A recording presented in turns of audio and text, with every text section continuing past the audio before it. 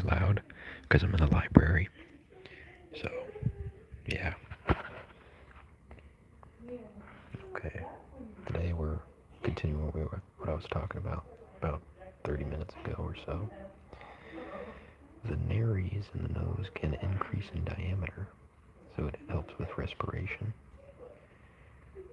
The bone is lined with epithelium, which causes the air to tumble and spin.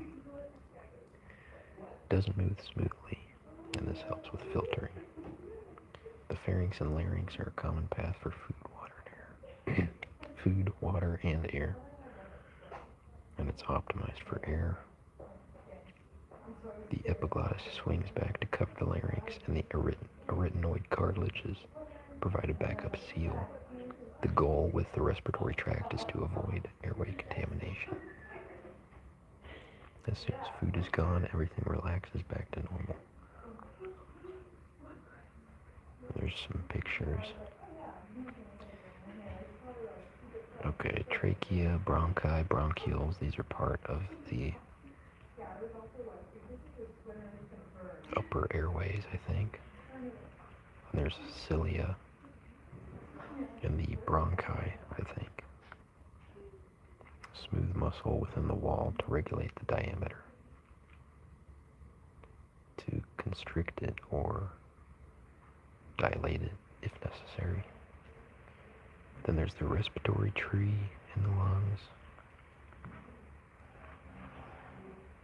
The function of the epithelium is to be a barrier, and it also helps with metabolic functions.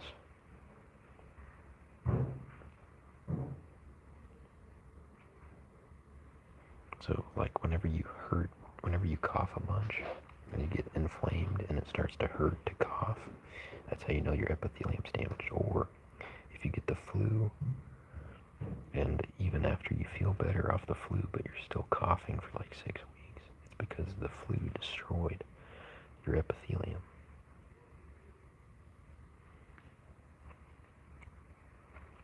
Okay, airway smooth muscle.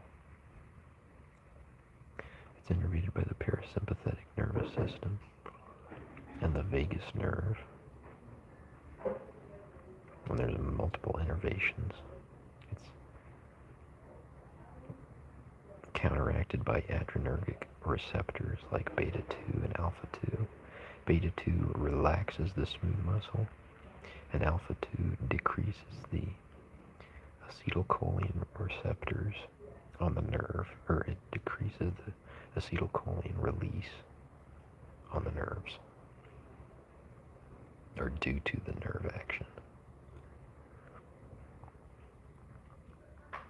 Catecholamines come from the adrenal medulla via the bloodstream. Okay.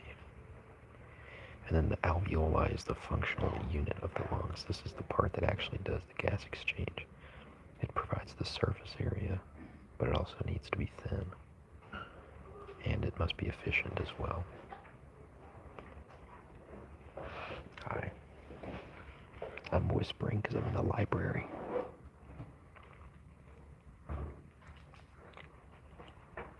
Okay, and then tidal volume is the amount of air moved in a single breath. So like inhale,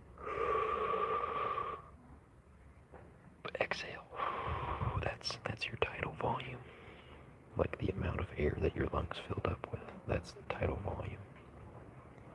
Okay, maximal voluntary capacity is the volume of the lung during maximal inhalation. Functional residual capacity is the amount of air remaining at the end of passive exhalation.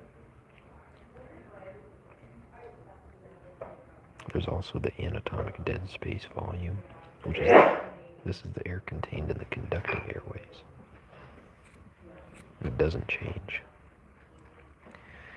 And then there's the alveolar volume, is the air contained by the alveoli. This is the air that participates in gas exchange.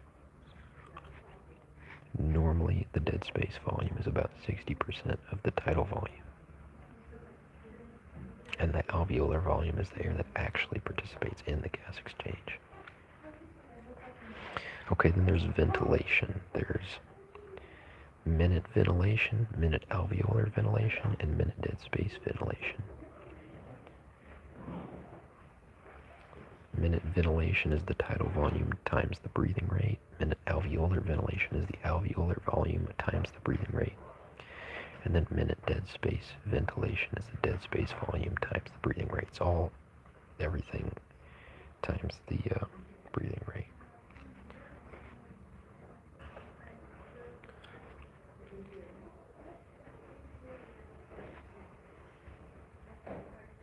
Basically, you just take deeper breaths or faster breaths when you need to breathe more.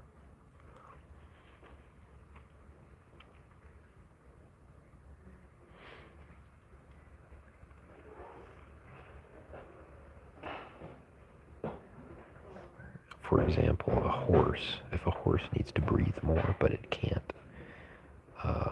inflate its lungs as much due to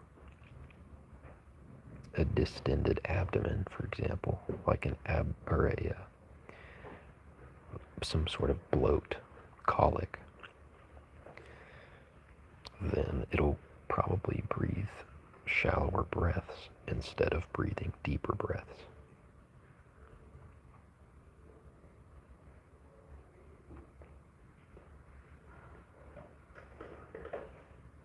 And it's all mathematical as well. There's like, if you decrease the, what's it called? If you decrease the tidal volume 4 times, then you have to increase the breathing rate 4 times to make up for it, if that makes sense.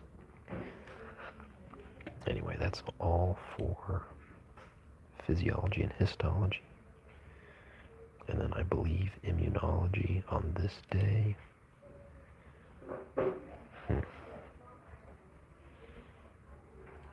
was pre-exam material, and I already took that exam, so I don't really need to review that, but I will do another live stream here in a couple minutes if I don't need to review that.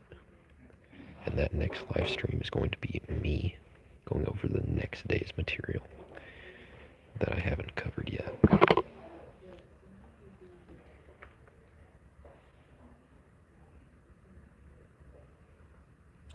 Antigen-antibody reactions.